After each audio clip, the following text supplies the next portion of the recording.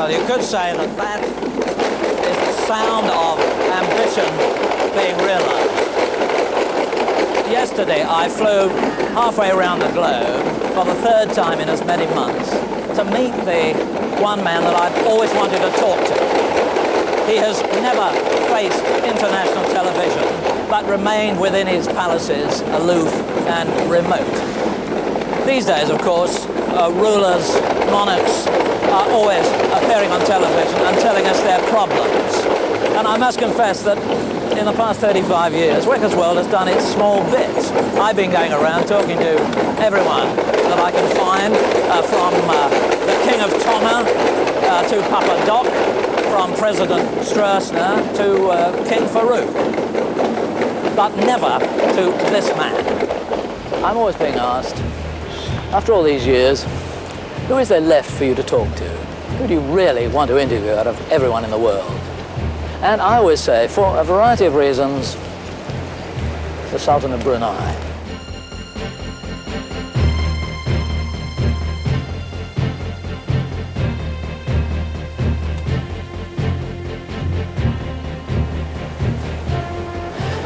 Little is known about him, though in fact he is the most royal of all the royals.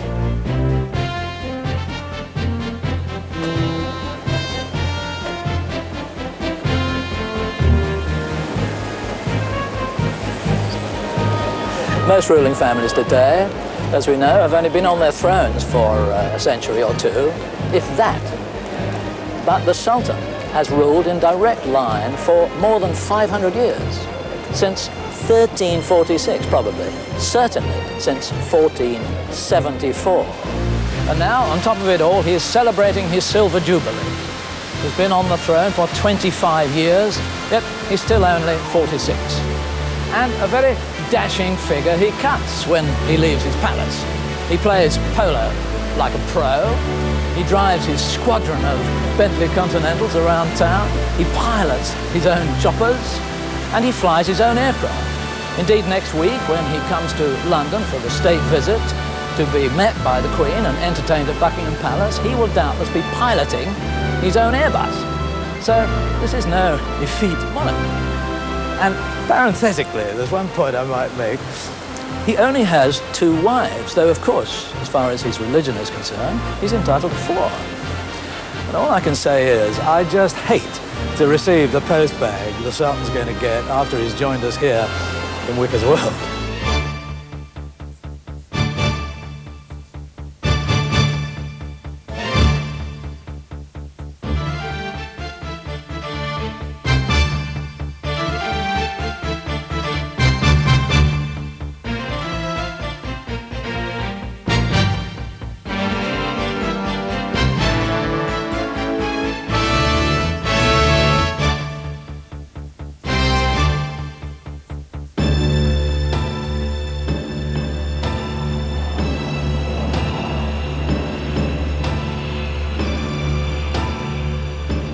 An absolute monarch, the 29th direct descendant in one of the oldest royal dynasties, but also Prime Minister and Brunei's supreme religious leader. Money may not go out of fashion, but these hard days, spending does. So although this working king may deny he's the world's richest man, he alone among all the world's leaders represents unimaginable wealth combined with total power and the sure authority of belief. Westerners can find it hard to appreciate the almost mystical awe surrounding this bashful billionaire in his deferential kingdom. Such national reverence contrasts with the relentless triviality of his treatment by the international press, which concentrates upon his wealth and his wives, his $10 million contribution to Oliver North and the Contras, and whether he does own Harrods. Because there's so little reliable information about him, reports of his lifestyle are usually extreme. But at home in Brunei, Dar es Salaam, the Sultan, now greeted by his cabinet, the Sultan's so royal, so elevated, so protected by court protocol that it's like trying to reach some deity. A rather charming deity, I must say, who, despite his power, is almost diffident. though his subjects, from hereditary noblemen to rainforest tribesmen, fall silent and abashed in his presence.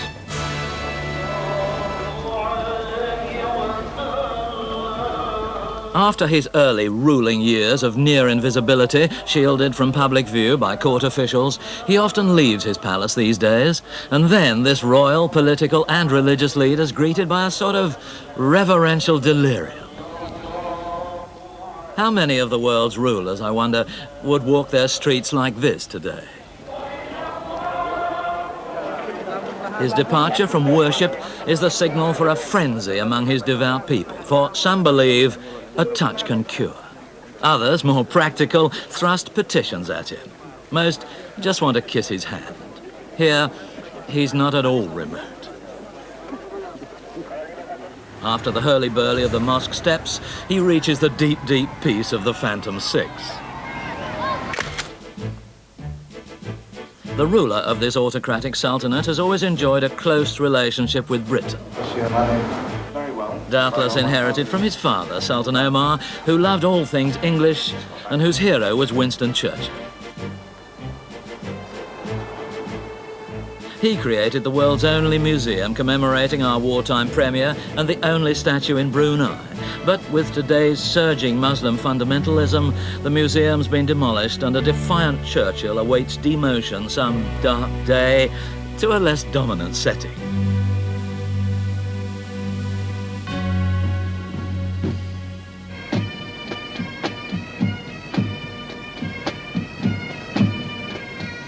In January 1966, Sir Omar's son, then a timid crown prince, left the calm of 27 Reddington Road, Hampstead NW3, for the brusque military world of Sandhurst. The next year, a couple of months before he would have been commissioned into the Coldstream Guards, Sultan Omar suddenly abdicated, and his son was hastily removed from the Royal Military Academy and flown east to become a reluctant ruler with an army of his own. Then, in 1967, he was crowned by his formidable father.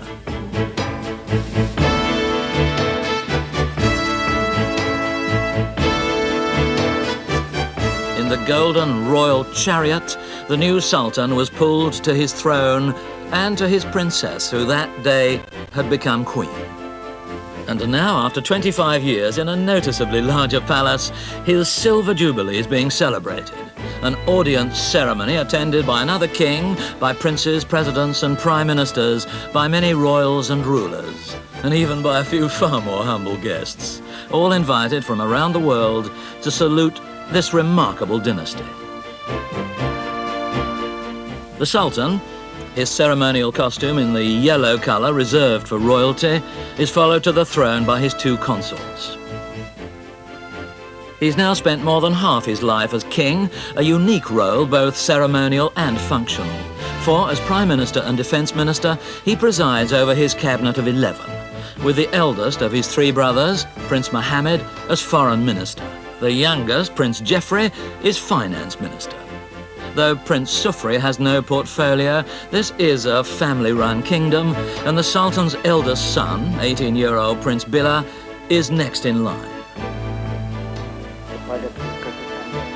The Sultan had married his cousin, Princess Suleha, 27 years ago when he was 19. Next week, she accompanies him on his state visit to Britain. Though Islam allows 4 wives, the Sultan's taken only 1 more, and by religious precept must treat them equally. So the youngest of 6 children by his queen was born 2 years after this second marriage, to an air hostess flying with Royal Brunei Airlines, Mariam Bell. Her father, Jimmy Bell, head clerk in the customs department, had a Japanese mother, a British father, so no royal blood. Traditionalists and the Sultan's autocratic father disapproved, but he went ahead anyway and married his quarter British queen in 1981. They now have 4 children.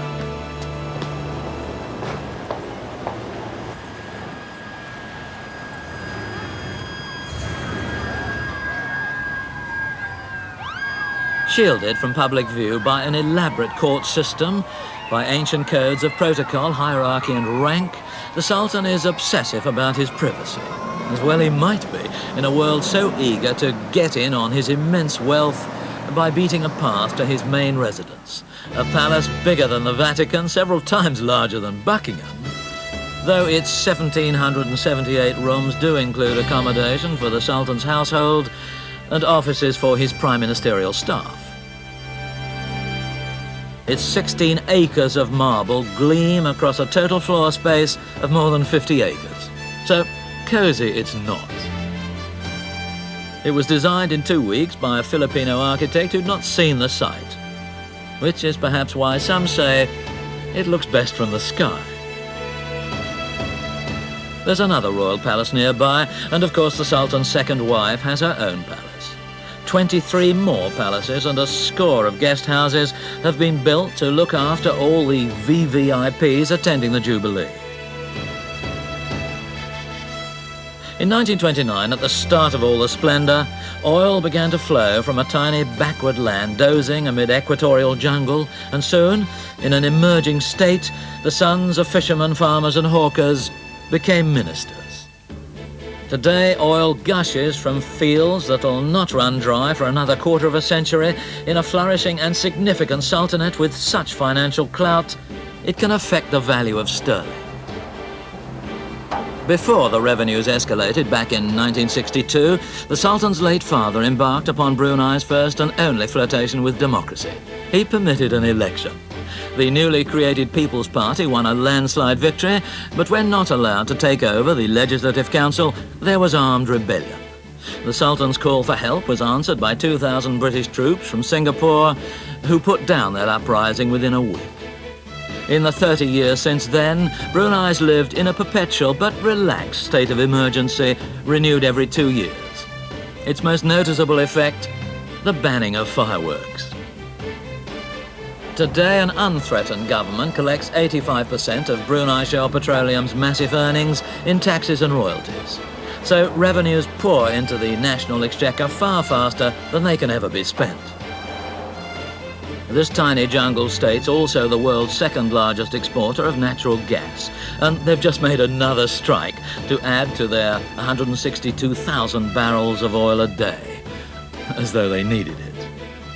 In the past 7 years, even this Niagara of wealth has been overtaken by the ever-growing earnings of Brunei's mounting international investments of some £15,000 million. An income conservatively estimated at well over £1,000 million a year. All Brunei's financial figures are stratospheric and beyond normal comprehension. We're talking the mileage to Mars, and that's not even the bottom line. Unlike Saudi Arabia, Kuwait and other oil-rich states, there are only 265,000 Bruneians in line for a slice of this rich pie.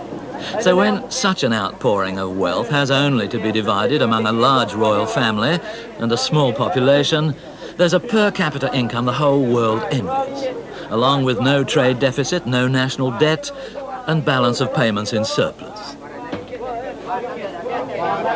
This fiscal dream time means that nobody pays any taxes at all.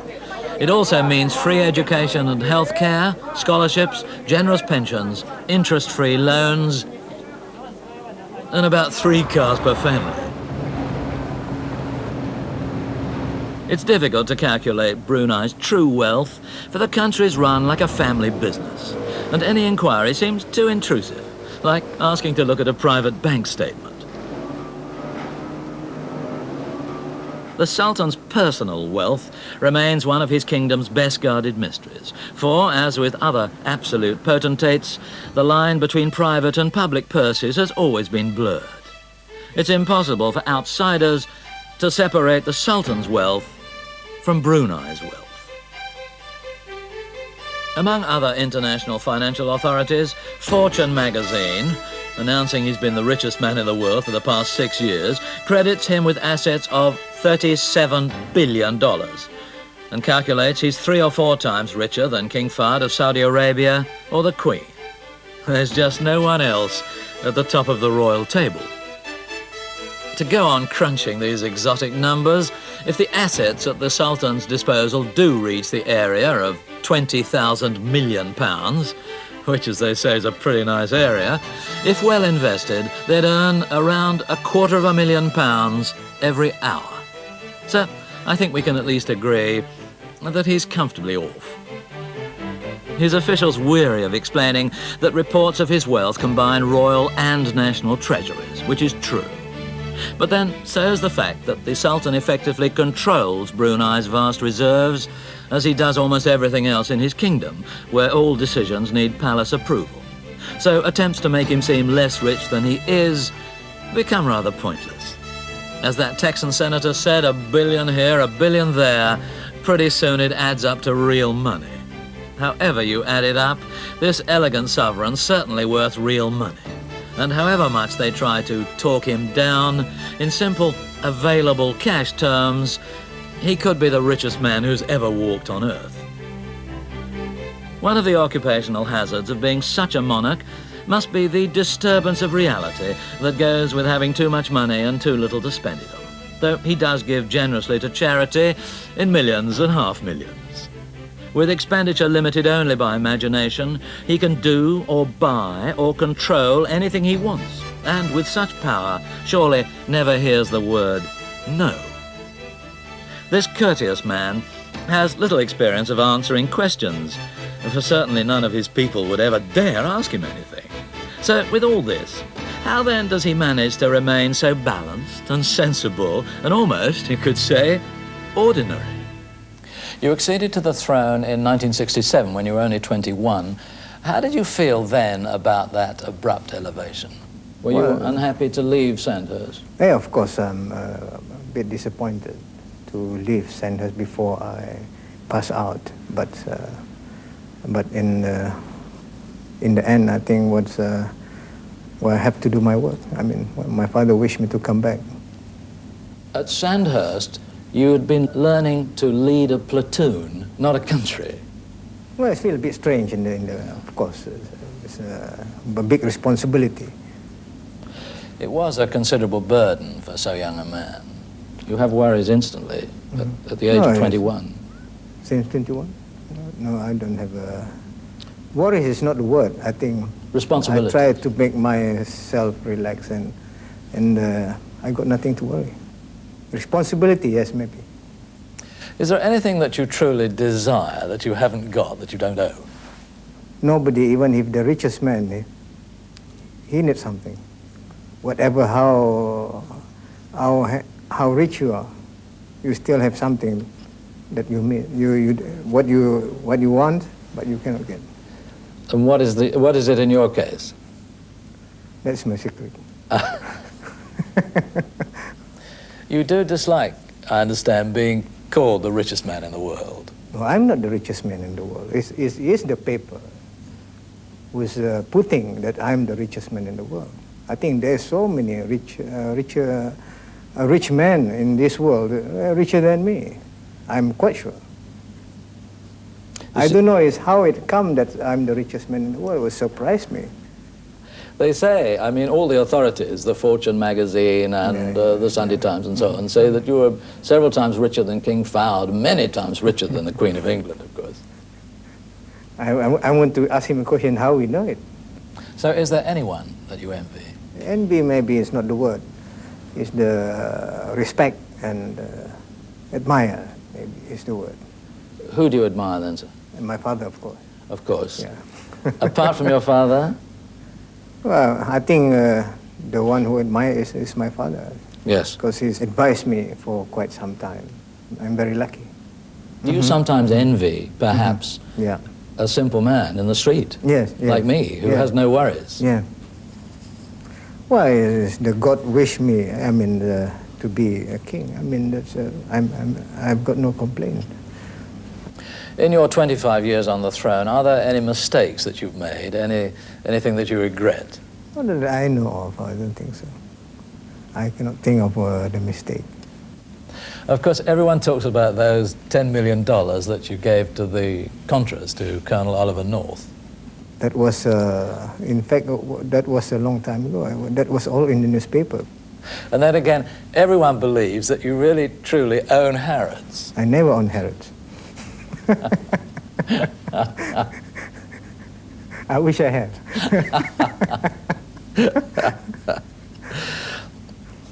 Do you believe, sir, that your family's rule can last now forever, or will you have to adjust? Well, I think when it's come to,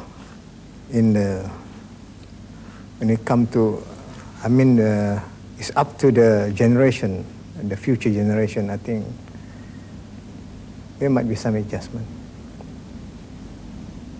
Being the last absolute ruler must bring many advantages and blessings, but one often imagines that happiness is not one of them.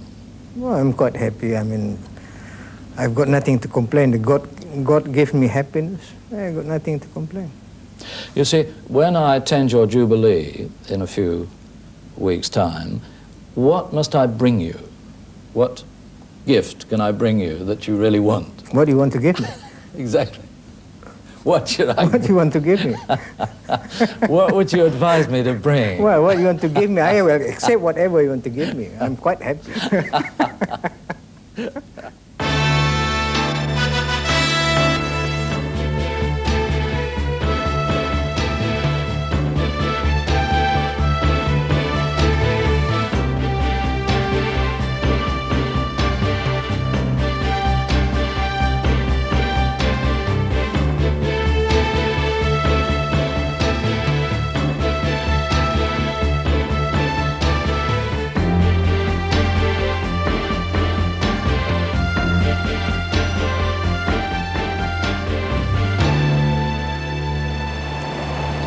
With so many billions in play, who can this shy monarch trust? Presumably, one hopes, his family. But after that, everyone else is an employee or a stranger, usually with something to sell. The most intrusive strangers jostling for Brunei's few hotel rooms are the battalions of businessmen peddling everything from polo ponies and diamonds to warships. And usually they hang out here.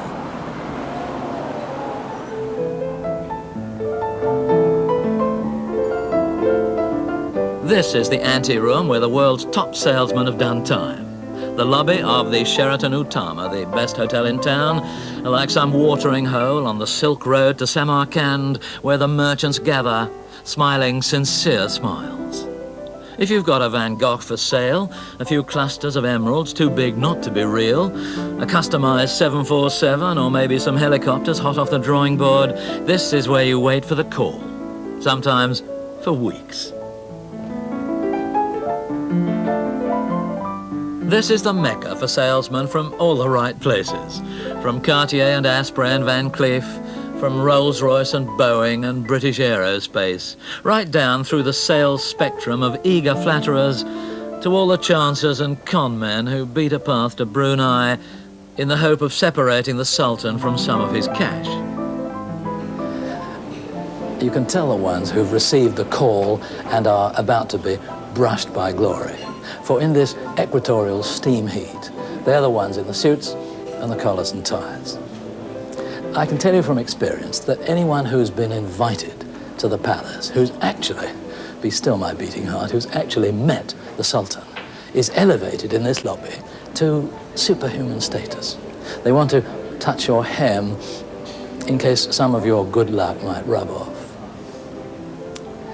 So this amiable ruler must steer his course through a world of false smiles. For as we know, a rich man's jokes are always funny. And everyone he meets sells out, in a way. Apart from family extravagances, his wealth is well occupied. Most of the national reserves of well over £11,000 million are in government bonds. A third managed by the Brunei Investment Agency, the remainder divided between 8 foreign institutions. One of them was the Crown Agents, who handled 12 billion Brunei dollars until 1983, when, after a dispute with the Sultan's father over the control of the Gurkhas, Americans and Japanese took over. Many of the Sultan's property purchases around the world are now in the name of that agency, like the Dorchester Hotel here in London the Holiday Inn and the Hyatt in Singapore. His own residences proliferate, some of them bought sight unseen. Plans for many new homes, like a projected house behind his Beverly Hills Hotel, seem to come and go at whim. His main London home today is a 47-acre estate next to Osterley House in Southall, known as the Aviary, its grounds bisected by the M4. There are a couple of magnificent villas in the suitably protected Millionaires Row, Kensington Palace Gardens, and other royal residences in St John's Wood, Hampstead, and so on. Indeed, if a £20 million house is sold in London or the home counties these days, the Sultan's name is usually connected with it, and usually wrongly. The Sultan has a vast art collection and, perhaps more to his liking, in his multi-million-pound complex at Jeradong Park in Brunei, there are several hundred of the world's finest polo ponies magnificently housed. Only his ponies are permitted scarlet bandages. For the Sultan, polo's a private pleasure. Hello.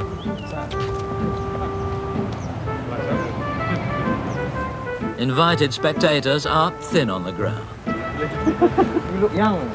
Thank you, sir. It's the nicest thing that's been said to me all day, sir. Today he's brought Princess Mariam and two of their children. Prince Mateen, their youngest, in her arms, and Princess Fadzila. I was talking to the princess. I said who's going to win today, and she said, "Daddy always wins," she said. This is the voice of 6. He's here to play for the Asprey Cup against a team led by the Sultan's man in Britain, Major Christopher Hanbury, late of the Irish Hussars.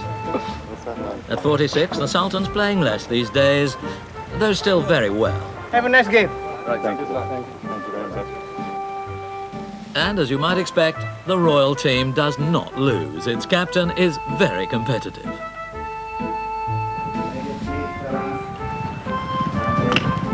Halang di sana oleh Andrew Hines tadi menghalang pada Christopher lagi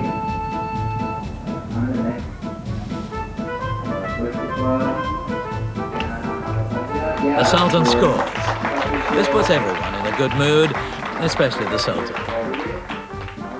The English team did unexpectedly well, and afterwards everyone gets a trophy, gift-wrapped back in Bond Street. A bit closer this time. A bit close this time. What happened They to the- played 8. What happened to the 8? Oh, we've caught up.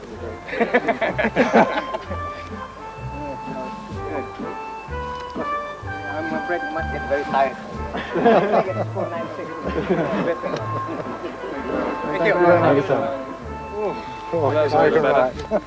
It's a relief. There was a danger at one moment that you might be seeing them off. I was just worried. Oh, I wasn't. I was rather excited.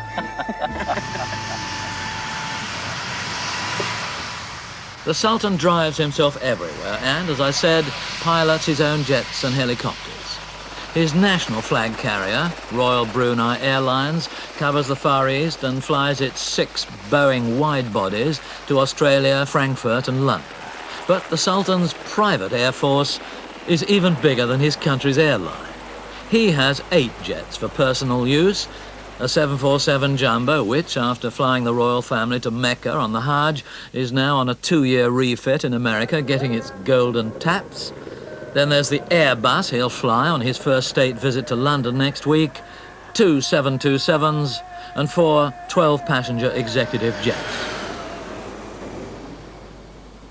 When we went down to Kuala Belai with you, sir, what was the helicopter you were flying? That was the Black Hawk. That's the Black Hawk. New version of the Black Hawk. You've got Sea Kings as well, I think. No, I got the Skorsky 76, not the Sea King. Yes.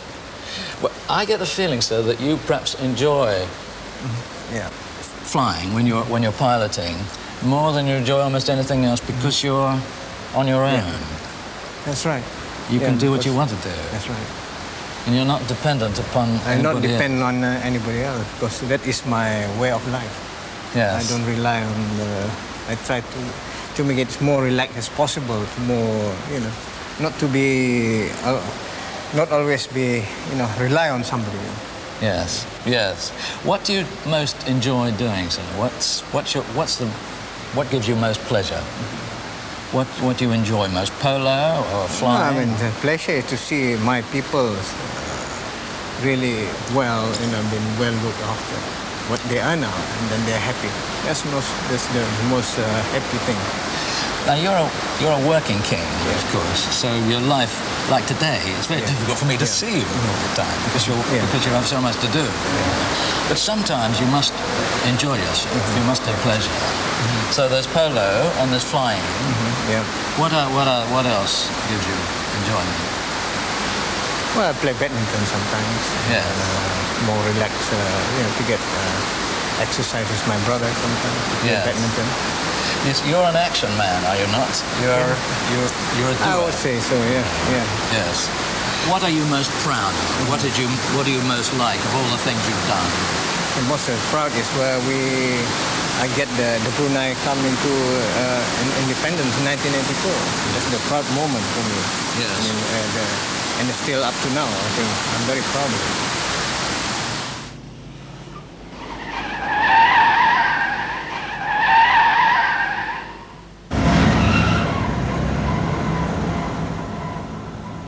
There's a shortage of labour in fortunate Brunei, so Filipinos, Indonesians and other foreigners come in to do the heavy work.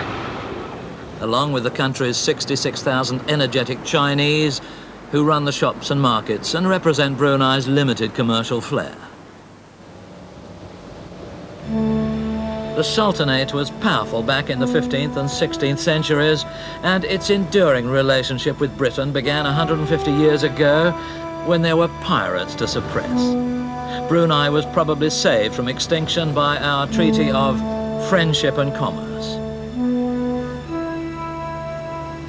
Soon after the Foreign Office first detected the alluring aroma of oil, back in 1904, a British resident arrived to advise the ruler on all matters except Islamic faith and Malay custom.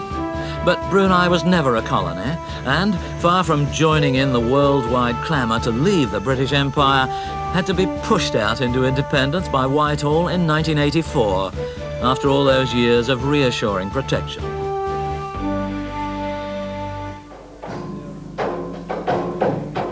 As the only one of 10 countries in Southeast Asia retaining its ruling dynasty and traditional lifestyle, few believed this tiny anachronistic kingdom could survive alone.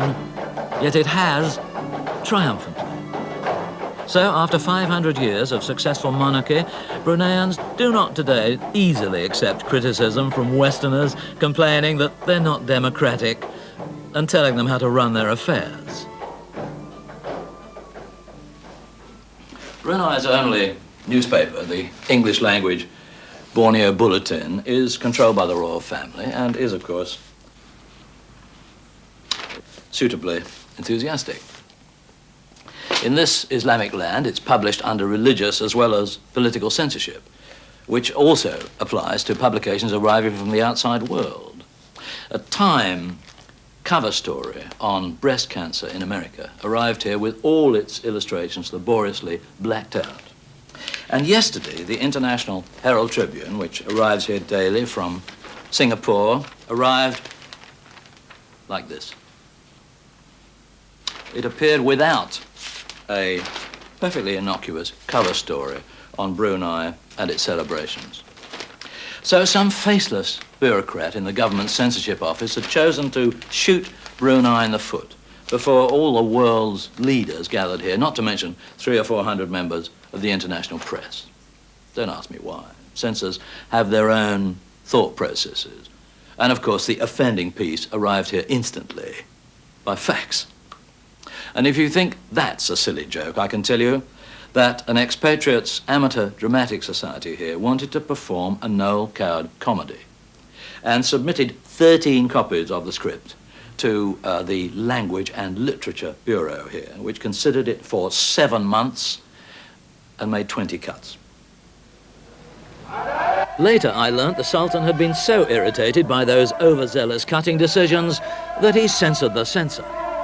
The local Rotary and Lions clubs were denounced by the state mufti as part of a Zionist conspiracy and banned. but have now been permitted to reform, though Freemasonry is still suppressed. Pig farming's been stopped, and with Islamic zeal, the Muftis also outlawed alcohol, the only country in Southeast Asia with prohibition. A dress code's been introduced, and now women of the royal household, TV announcers and schoolgirls appear with heads covered. When Buddhist temples were closed and some priests and nuns asked to leave the country, there was concern that Brunei was changing from a relaxed Muslim nation into a theocratic Islamic state, especially when, in the Sultan's absence abroad last year, Christmas was banned. Trees and decorations were removed from public places, and Rudolph the Red-Nosed Reindeer went into exile. Yet even today, in affluent independence, amid growing Muslim fundamentalism and declining enthusiasm for Winston Churchill in the West, you can still detect the Kipling lair. At the residence of the British High Commissioner, Prince Edward puts in an appearance with a general and a bodyguard on his way to inspect the jungle. Well, I'm sorry we're not going to be able to come into the rainforest with you. I would like that very much. Well, I'm sure you would. I think Abel is trying to... Yes, I'm sure he is. He is. Not fair. So, fracking all the mammals away. Yes. Another rare British presence here, the Royal Navy's latest frigate, the 4,000-ton Norfolk, with state-of-the-art weaponry and a complement of 190. She's on a 6-month showing the flag tour, not entirely unconnected with the sales of arms and defence equipment, and commanded by Captain Lippiott. Very impressive, and a happy cruise. Well, thank you very much. I hope you have a good visit to the rest of the time in Brunei. Thank you, Captain. Thank you.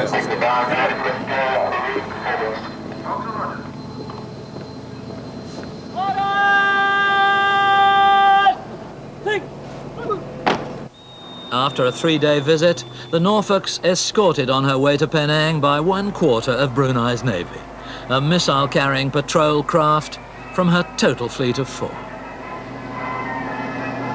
Brunei can afford a healthy defence budget, so for £3 million a year, the Sultan's hired a battalion of 3,000 Gurkhas from the War Office to help protect his oil fields.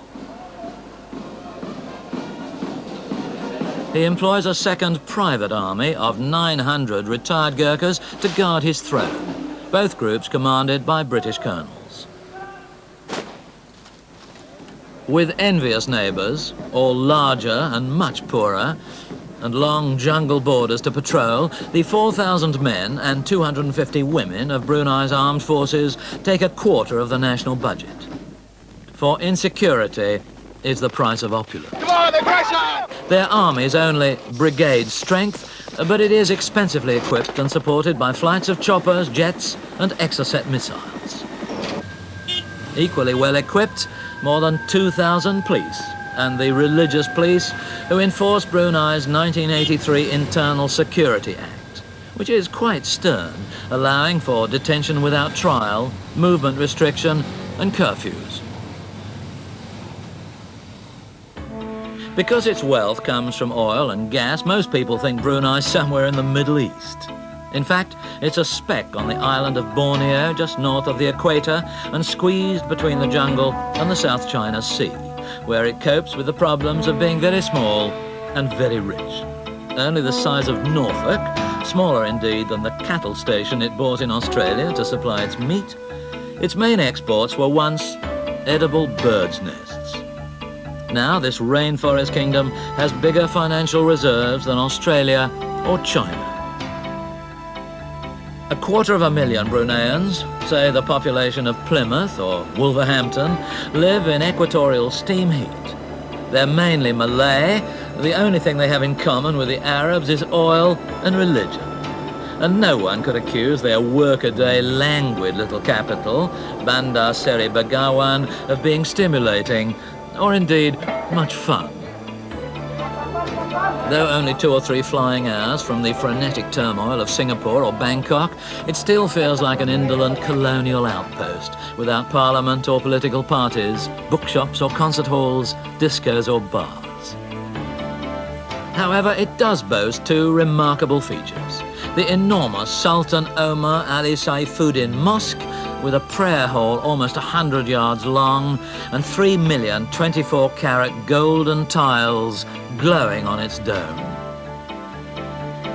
Then, below the dominating mosque, the Kampong Ayer on the Brunei River, the world's largest water village where the Sultan's father was born and lived, and his own modest birthplace is a place of pilgrimage. You were only 21, I think, when you were seated. That's right, yeah. But you were at Sandhurst. I was sentenced for 2 years, nearly 2 years. Now, you left Sandhurst, I think, with some 3 months, reluctance. yes, You were 3 sad. months, yeah, that's right. Yeah. I have to fall back because I have to take over from my father, which is a sad occasion. Yeah. I wish I can carry on for another 2 months Yeah. to complete the course. Great pity that you never did. I miss nothing except the last parade. You gathered all your classmates together, I was told, last year. Last year. I thought that was a wonderful gesture. You had, what, 16 of them? Around that, yeah. And they came from... They came from all over, I think some in Europe as well. How were they? Now, what were they doing? They're all just like, I mean, they never change. They don't change. Neither do those traditional wooden stilt houses covering several square miles of river. They impressed the first European explorers in 1521, when Brunei was the imperial power in the region, and fascinate their few visitors today. But though they still know no plumbing, their 30,000 residents are fiercely loyal to the waterborne life of their ancestors. The Sultan, however, is anxious to rehouse them and flies to one of the new estates on the jungle fringe. There, before hundreds of locals and one visitor, he presents 158 families whose names have come up under the National Housing Scheme with the framed keys and deeds to their new subsidised homes.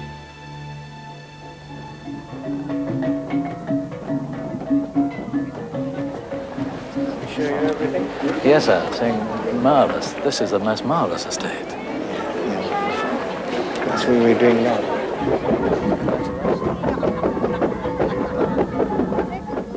Accompanied by Prince Sufri, he tours the new developments.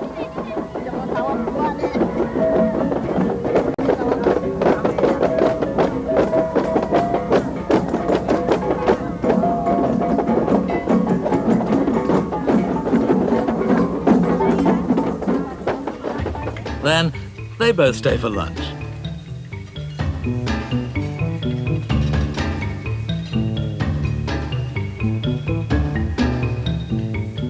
The Sultan's people have come far and fast. The children of parents who still cannot read or write are now doctors and lawyers.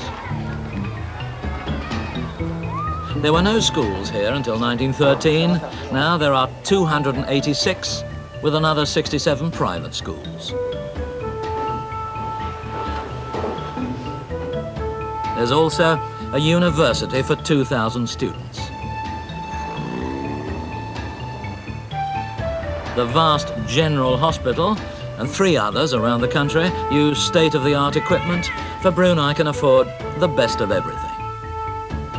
Most of the doctors and dentists are expatriates and often eager to become citizens of this multiracial society and so benefit from one of the world's highest living standards. But to get that passport, they need to have lived here for 25 years and to speak Malay, which limits the queue.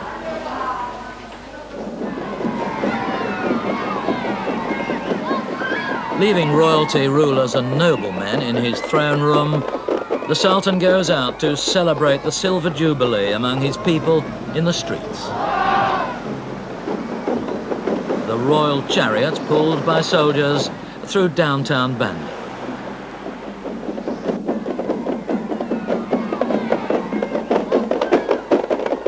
His reception is cordial, but impassive. His respectful people seeming too awed to let themselves go. Indeed, the whole Silver Jubilee has been almost muted. It was organised by the Department of Religious Affairs, so those expecting an abandoned carnival will have been disappointed. The 3 weeks of celebrations included top spinning, a postal exhibition, and a cookery fair showing how to steam glutinous rice. There's been a lot of splendour, but not a great deal of dancing in the streets.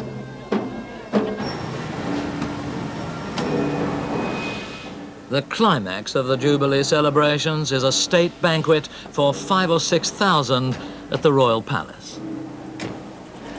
Of course, every one of the Sultan's fleet of Bentleys will be on wing this equatorial night. His affection for this mark is perhaps the only thing that he and I have in common. I have one Bentley, which I've driven for 28 years now. The Sultan has, think of a number. Fortune magazine said 153. But a craftsman who's out here working on the Phantom 6 that he's been driving around in told me that he, in fact, has 200. And the other day, he took me through his garage here. He's got one of these enormous garages, which is full of his cars. And I walked past half a dozen of the most beautiful Bentley Continentals in assorted colours. But sadly, he wouldn't let us film there. But he was very irked by press reports that exaggerate the number of cars he has.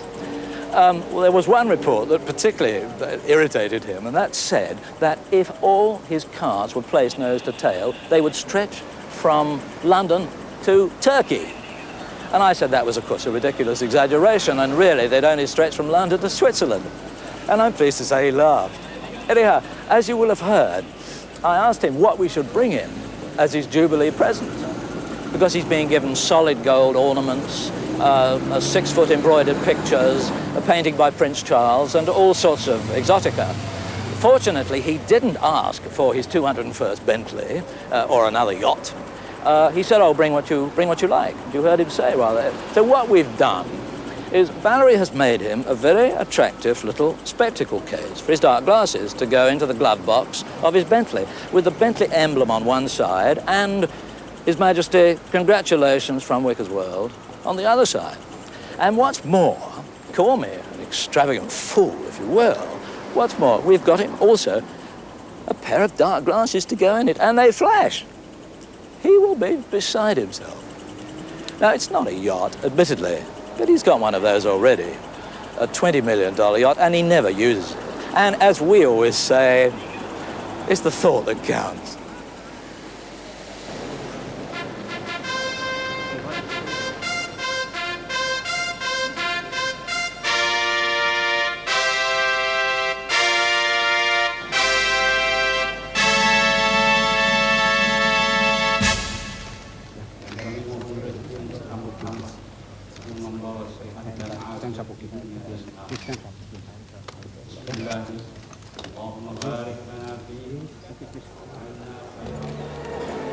Might be something to do with his wife, of course. Yeah, could be. Feeding on breath. Yes.